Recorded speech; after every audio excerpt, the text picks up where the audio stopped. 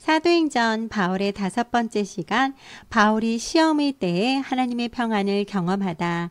살아계신 하나님의 말씀 요한복음 14장 27절의 말씀인데요. 평안을 너에게 끼치노니 곧 나의 평안을 너에게 주노라. 너희는 마음에 근심하지도 말고 두려워하지도 말라. 빌립보에서 점쟁이였던 노예 소녀의 악한 영도 치유해주고 감옥 안에서는 간수에게 예수님의 복음을 전했던 바울과 실라는 빌립보를 떠나 여러 성으로 다니다가 마침내 더 큰 고난이 기다리고 있는 예루살렘에 도착했어요. 다행히도 예루살렘의 그리스도인들은 그를 따뜻하게 맞이해 주었어요. 바울은 선교 여행에서 하나님이 행하신 모든 일들을 그들에게 아주 신나게 말해 주었고, 바울의 보고를 들은 예루살렘 성도들이 하나님을 찬양했다고 성경에 기록되어 있어요. 그런데 아직도 바울의 가르침을 못마땅하게 여기고 싫어하는 유대인들이 어느 날 바울이 성전에 있는 것을 보고 바울을 성전 밖으로 끌어내어 때리기 시작했어요. 그들이 바울을 때리고 있는 동안 예루살렘 성이 온통 소란하다는 소식이 천부장에게 전해졌지요. 로마 천부장이 오자 그때서야 유대인들이 바울을 치는 것을 멈추었어요. 천부장은 도대체 바울이 누구이며 사람들이 무슨 일로 그렇게 심하게 때리고 있냐고 물었지만 사람들은 계속해서 그를 없애라, 그를 없애라고 소리를 질렀어요.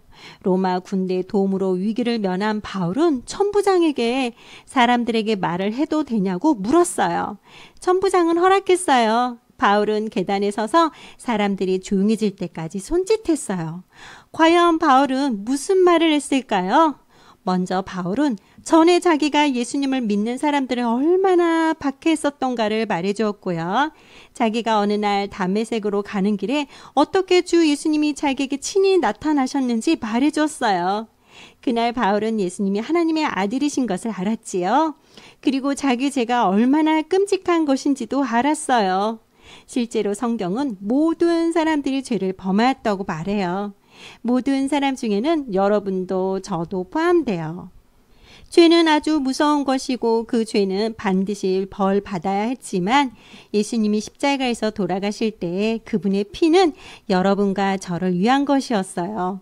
이것은 하나님이 얼마나 여러분을 사랑하시는지를 보여주기 위한 하나님의 특별한 방법이에요. 로마서 5장 8절의 말씀을 보면 우리가 아직 죄인 되었을 때 그리스도께서 우리를 위하여 죽으심으로 하나님께서 우리에 대한 자기의 사랑을 확증하셨느니라 라고 말씀하고 계세요. 죽으셨지만 3일 후에 그분은 새로운 생명을 가지고 무덤에서 나오심으로 그분이 정말로 하나님의 완전하신 아들이심을 증명했지요. 그분은 지금도 살아계세요. 여러분이 만약 예수님을 죄에 대한 여러분의 구주로 영접한다면 그분은 여러분에게도 새 생명을 주시고 여러분의 삶도 변화될 수 있어요. 바울은 자기의 죄가 얼마나 끔찍한 것인지 알았어요. 하지만 그가 예수님을 구주로 영접했을 때 그의 삶은 완전히 변화되었어요. 그때부터 그는 그리스도인들을 사랑했고 다른 사람들에게 예수님에 대해 말하게 되었지요. 그러나 바울의 증언을 믿지 않았던 사람들이 바울이 말하는 것을 듣다가 소리 질렀어요. 그를 없애라! 살 자격이 없는 놈이다! 얼마나 큰 모욕적인가요? 이럴 때 바울의 마음이 어땠을까요? 과연 하나님의 평안으로 가득 찰 수 있었을까요? 그러나 만약 여러분이 하나님의 자녀라면 여러분의 마음을 하나님의 평안으로 채우세요. 평안이란 걱정이나 다른 어려움이 없는 것을 말하지요. 학교에서 점심을 먹기 전에 기도한다고 놀림당한 적이 있을 거예요.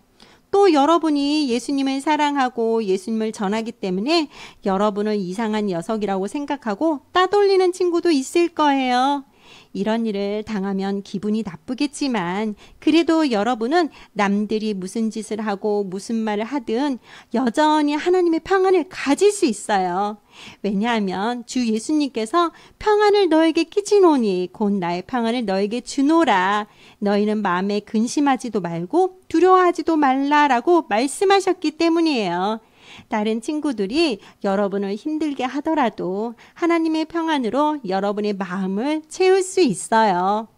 성난 무리들의 모욕을 받은 바울의 마음이 어땠을까요? 과연 하나님의 평안으로 가득했을까요? 다음 날 밤 예수님이 바울에게 친히 나타나 담대하라. 내가 예루살렘에서 나의 일을 증거한 것 같이 로마에서도 증거하여 하리라. 라고 말씀하셨다고 성경은 전해주고 있어요. 이 정도면 바울의 마음이 하나님의 평안으로 가득 찼겠지요. 그런데 다음 날 바울을 싫어하는 유대인들이 바울을 죽일 때까지는 먹지도 마시지도 않겠다 라는 맹세를 했어요. 그런데 다행히도 이 무서운 맹세를 바울의 조카가 듣게 된 거예요. 그 조카는 서둘러 바울에게 가서 바울을 죽이려는 원수들의 음모에 대해 말해주었고, 바울은 즉시 군인 한 사람을 불러 부탁했어요. 이 소년을 천부장에게 데려가시오. 할 말이 있다고 합니다. 군사는 그 소년을 천부장에게 데려갔고, 바울의 조카는 그 음모에 관해 천부장에게 자기가 아는 대로 다 말해줬어요. 유대인들은 바울을 관원들에게 데려가도록 당신에게 말할 겁니다. 하지만 그들의 말을 믿지 마세요. 40명 이상의 사람이 우리 삼촌을 죽이려고 기다리고 있어요. 천부장은 그 소녀의 말을 다 듣고 나서 지금 말한 것을 아무에게도 말하지 말라고 경고했어요. 성경은요, 바울의 조카의 이름을 말해주고 있지는 않지만 하나님은 그날 바울을 살리기 위해 그를 사용하셨고, 그 조카 덕분에 바울은 더 많은 사람에게 주 예수님을 전할 수 있었어요. 천부장은요, 로마 시민을 보호해야 할 의무가 있었기 때문에 로마 시민권이 있는 바울을 보호하기 위해 이탈리아의 가장 큰 도시인 로마로 바울을 보내기로 결정했어요. 우리 친구들, 예수님께서 바울이 어디로 갈 것이라고 말씀하셨는지 혹시 기억하나요? 맞아요.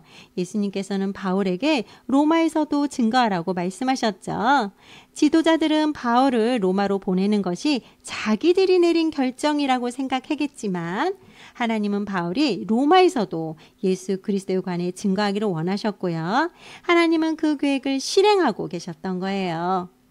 바울은 죄수의 몸으로 다른 죄수들과 군사들과 함께 배를 타고 로마로 향했어요.